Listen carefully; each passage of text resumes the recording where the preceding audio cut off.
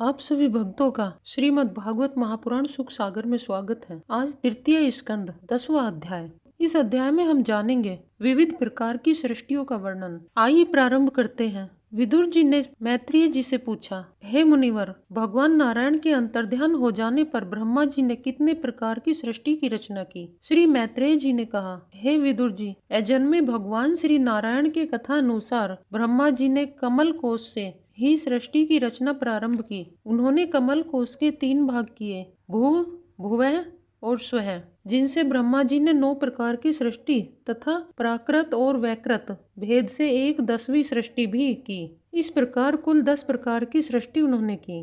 पहली सृष्टि महतत्व की है। सत्वादि गुणों में विषमता का होना ही इसका स्वरूप है। दूसरी सृष्टि अहंकार की है, जिससे पृथ्वी आदि पंचभूतों एवं ज्ञानेन्द्रियां और कर्मेंद्रियों की उत्पत्ति होती है। तीसरी सृष्टि भूत सर्ग है, जिसमें पंचभूतों को उत्पन्न करने वाली तन मात्राएं रहती हैं। चौथी सृष्टि इंद्रियों की है, जो ज्ञान और क्रिया शक्ति से संपन्न होती है। पांचवी सृष्टि सात्विक अहंकार से उत्पन्न हुए इंद्रियों के अधिपति देवताओं की है। मन इसी सृष्टि के अंतर्गत रहता है। छठी सृष्टि अविद्या की है, जिसमें घृणा, द्वेष, क्रोध, नारकीय जीवन, अंधकार, मोह, आसक्ति, पाप कर्म आदि का समावेश होता है। इससे मनुष्य का जीवन अज्ञान के अंधकार में गिरकर नारकीय कष्टों को भोगता है। ये उपर्युक्त 6 सृष्टियां प्राकृत सृष्टियां हैं। श्री हरि के द्वारा ही इन सृष्टियों का सृजन होता है। जो लोग भगवान श्री हरि का चिंतन करते हैं, उनके सभी दुख भगवान हर लेते हैं।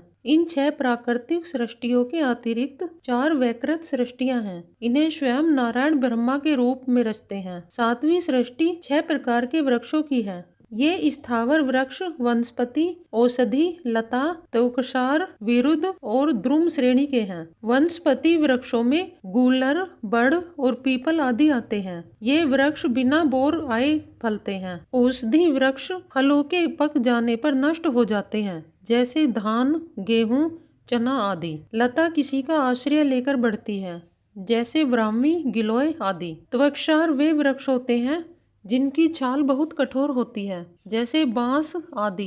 विरुद्ध वह लता है जो पृथ्वी पर ही फैलती है, जैसे खरबूजा, तरबूज, सीताफल आदि। द्रुम में पहले बोर का फूल आता है, फिर फूलों के स्थान पर फल आता है, जैसे आम, जामुन आदि। इनका संचार नीचे जड़ से ऊपर की ओर होता है। इनमें ज्ञान शक्ति नहीं होती, ये मात्र स्पर्श का अनुभव करते हैं। 8वीं सृष्टि पशु पक्षियों की है। यह 28 प्रकार की मानी जाती है। इन्हें काल का ज्ञान नहीं होता। इनमें तमोगुण की अधिकता होती है, इसलिए ये मात्र खाना पीना, मैथुन करना और सोना ही जानते हैं। सूंघने से इन्हें वस्तुओं का और खतरे का ज्ञान हो जाता है। विचार शक्ति और दूरदर्शिता से ये शून्य होते हैं। इनमें बंदर, खरगोश, हाथी, जिराफ, कछुआ, गोह, मगर आदि पशु आते हैं। इसके अलावा बगुला, हंस, गिद्ध, बटेर, कबूतर, चील, मोर, सारस, चकवा, कौवा, नीलकंठ, उल्लू, चमगादड़ आदि उड़ने वाले पक्षी भी इसी सृष्टि के अंग हैं। 9वीं सृष्टि मनुष्यों की है। इनमें रंग भेद तो होता है, परंतु मनुष्य एक ही है, जिसमें स्त्री और पुरुष 2 की संज्ञा है। इसका आहार प्रवाह ऊपर मुंह से नीचे की ओर होता है। मनुष्य रजोगुण प्रधान, कर्म परायण और दुख सुख का अनुभव करने वाला होता है। 10वीं सृष्टि देवसर्ग की है। इसे देव सृष्टि भी कहते हैं। इसमें देवता, पितर, असुर, गंधर्व, अप्सराएं, यक्ष, राक्षस, सिद्ध, चारण, विद्याधर, भूत प्रेत, पिशाच, किन्नर आदि आते हैं। इस प्रकार 10 प्रकार की इन सृष्टियों में ही सारा ब्रह्मांड समाया हुआ है। श्री हरि का स्मरण करते हुए हमने श्रीमद् भागवत महापुराण सुख सागर के तीसरे स्कंद का 10वां अध्याय सुना। कल हम 11वें अध्याय में मनवंतर तथा काल विभाजन आदि का वर्णन सुनेंगे। ओम नमो भगवते वासुदेवाय।